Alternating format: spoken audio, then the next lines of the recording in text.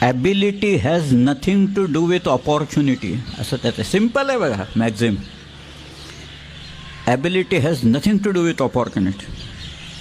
म्हणजे if you are able enough you can create your own opportunities.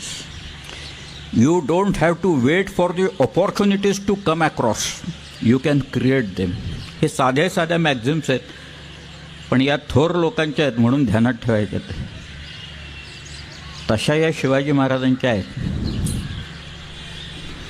की leading by example हे का त्याने घालून दिलं उदाहरण स्वतः, की पाठीमागं लोक उभे राहतात. अफजल खान प्रकरण आहे, शाहिस्ता खान प्रकरण आहे, झाल्यानंतर शिवाजी महाराजांच्या पाठीमागं 12 मावळातले लोक उभे राहिले. एक माणूस फक्त गेला, खंडोजी खोपडे. अजून एक गेला, त्याचं नाव केदारजी खोपडे. खोपडेच होते ते दोघं, उतरोळीचे. आणि खंडोजी खोपड्यांनी त्याने जी काही फितुरी केली, तो परत ज्या वेळेला आला त्याची रदबदली केली कान्होजी जध्यानी. म्हणून शिवाजी महाराजांनी त्याला त्या तात्पुरता माफ केला. पण तो रोज यायला लागला मुजऱ्याला, खंडोजी खोपडा आहे.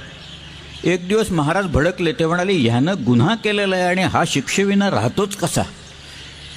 शिक्षा तर दिलीच पाहिजे त्याला.